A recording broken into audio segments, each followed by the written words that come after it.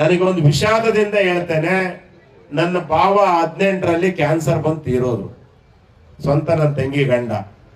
ಆಗ ನಾನು ಬೆಂಗಳೂರಲ್ಲಿ ಹಲವಾರು ಕ್ಯಾನ್ಸರ್ ತಜ್ಞ ಡಾಕ್ಟರ್ನ ದೊಡ್ಡ ದೊಡ್ಡ ಆಸ್ಪತ್ರೆಯಲ್ಲಿ HCG, ಕಿದ್ವಾಯಿ ಅಲ್ಲೆಲ್ಲ ನಾನು ಸಂಪರ್ಕ ಮಾಡಿ ಆ ಡಾಕ್ಟರ್ನ ಕೇಳಿದಾಗ, ಯಾಕೆ ಕೇಳಿದೆ ಅಂದ್ರೆ ನನ್ನ ಭಾವ ಅಳ್ತಾ ಹೇಳ್ತಾ ಇದ್ದ, ನಾನು ಜೀವನದಲ್ಲಿ ಒಂದು ಸಿಗರೇಟ್ ಸೇದಲಿಲ್ಲ, ಒಂದು ಬೀರ್ ಕುಡಿಲಿಲ್ಲ, ಒಂದು ಮೊಟ್ಟೆ ತಿನ್ಲಿಲ್ಲ, ನನಗೆ ಯಾಕೆ ಬಂತು ತಮ್ಮಯ್ಯ ಕ್ಯಾನ್ಸರ್ ಅಂತ ಕೇಳ್ದ. ಅವಾಗ ನನಗೆ ಒಂಥರ ಆ ಕ್ಯಾನ್ಸರ್ ಇದೆ ಅಂತ ಅವ್ನಿಗೆ ಅವ್ನು ಕೇಳಿದಾಗ ಕರಳು ಕಿತ್ತು ಬಂದಂಗಾಯ್ತು.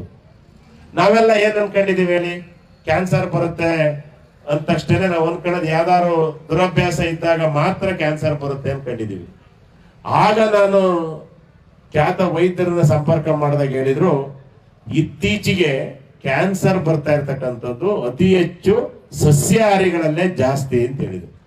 ಸಸ್ಯಾಹಾರಿಗಳಲ್ಲಿ ಯಾಕೆ ಸರ್ ಸಸ್ಯಾಹಾರಿಗಳಲ್ಲಿ? ಪಾಪ ನೀವು ಇದು ಒಳ್ಳೆ ಗ್ರಾಚಾರ ಅಂದಾಗ, ಎಲ್ಲ ಬೆಳೀತಕ್ಕಂಥ ತರಕಾರಿ ಹಣ್ಣು ಎಲ್ಲದಕ್ಕೂ ರಾಸಾಯನಿಕ ಔಷಧಿಗಳನ್ನ ಸಿಂಪಡಣೆ ಮಾಡ್ತಾರೆ, ಅವರಲ್ಲೆಲ್ಲ ಕೆಮಿಕಲ್ಸ್ ಇರ್ತದೆ. ಎಷ್ಟು ಜನ ಬಿಸಿನೀರಲ್ಲಿ ತೊಳೆದು ತಿಂತಾರೆ? ಎಷ್ಟು ಜನ ಉಪ್ಪು ಬಿಸಿನೀರು ಹಾಕಿ ನಿಂಬೆಹಣ್ಣು ಹಾಕಿ ತೊಳೆದು ತರಕಾರಿ ತಿಂತಾರ, ಹಣ್ಣು ತಿಂತಾರ? ನನಗೆ ಗೊತ್ತಿದ್ದಂಗೆ ಹಲಸಿನಹಣ್ಣಿಗೆ ಒಂದು ಸ್ಪ್ರೇ ಮಾಡಲ್ಲ, ಹಲಸಿನಹಣ್ಣಿಗೆ ಒಂದು ಸ್ಪ್ರೇ ಮಾಡಲ್ಲ. ಇನ್ ಯಾವ ಹಣ್ಣು ಬೆಳೆದ್ರು, ಈಗ ಪಪ್ಪಾಯಿಗೂ ಸ್ಪ್ರೇ ಮಾಡ್ತಾರೆ, ಆಯ್ತಾ? ಮೊದಲು ರಾಗಿ ಭತ್ತಕ್ಕೆ ಸ್ಪ್ರೇ ಮಾಡ್ತಾ ಇರ್ಲಿಲ್ಲ, ಈಗ ರಾಗಿಗೂ ಸ್ಪ್ರೇ ಮಾಡ್ತೀರಾ ಇಲ್ವಾ?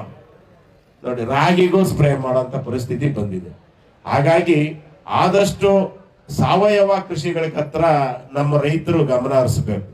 ತಾವೇ ಗೊಬ್ಬರ ತಯಾರು ಮಾಡ್ಕೊಂಡು ಜೀರೋ ಕಲ್ಟಿವೇಶನ್ ಅಲ್ಲಿ, ಈಗ ಆಮೇಲೆ ನನ್ನ ನಂತರ ಮಾತಾಡ್ತಾ ಹೇಳ್ತಾರೆ ಅದ್ರ ಬಗ್ಗೆ, ಸಾವಯವ ಕೃಷಿನಲ್ಲಿ ಆದಾಯ ಸ್ವಲ್ಪ ಕಡಿಮೆ ಆದ್ರೂ ಆರೋಗ್ಯ ದೃಷ್ಟಿಯಿಂದ ಸಾವಯವ ಕೃಷಿಗೆ ಮತ್ತೆ ಹಿಂದೆ ಇದ್ದಂತ ಕೃಷಿ, ಹಿಂದೆ ಮಾಡ್ತಾ ಇದ್ದಂತ ಕೃಷಿಗೆ ನಾವು ಮಾರು ಹೋಗ್ಬೇಕು.